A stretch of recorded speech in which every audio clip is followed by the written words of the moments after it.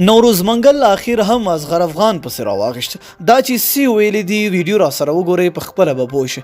ګرانو زړه ته رانږدې مینهوالو السلام علیکم.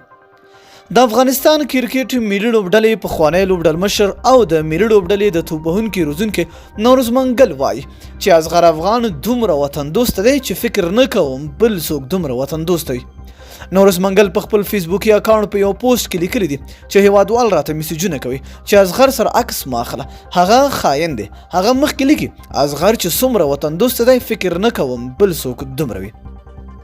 نوروز منګل همداراز تر دې وروسته یو شعر هم لیکلی دی چې څه په دې ډول دی: دلته الزامونه تهمتونه دي، دلته پرښتو پسې خبرې دي. د یادولو ده چې 2019 نړیوال جام پر مهال اصغر افغان، محمد نبي او راشد خان باندې دا تورونه ولګول شو چې هغوی له ګلبدین نایب سره سمه لوبه نه ده کړې او ملي لوبډلې کې بې اتفاقي رامنځته کړه تر څو ګلبدین نایب ناکام کړي.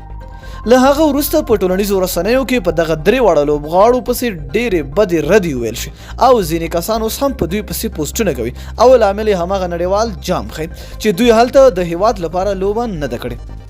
همداراز له نړیوال جام وروسته د ګلبدین نایب پر ځای راشد خان د ملي لوبډلې لوبډل مشر وټاکل شو او څو ورځې مخکې راشد خان لري او پر ځای بیرته اصغر افغان د ملي لوبډلې د درې واړه فارمیټونو لوبډل مشر وټاکل شو تر څو راتلونکي نړیوال شلوریز جام او اسیایي جام لپاره یوه منظمه لوبډله جوړه کړي. نوروز منګل بیا تازه د ملي لوبډلې د توپوهنې د روزونکي له دندې لرې شوی دی او ښایي د هغه پر ځای کوم نوی روزونکي د توپوهنې د برخې لپاره وټاکل شي. نو دوستانو تاسو د نوروز منګل دغه خبرو ته په کوم نظر ګورئ؟ لاندې په کمنټ کې موږ سره خپل نظر هم شریک کړئ. تر بیا بلې ویډیو د الله په امان.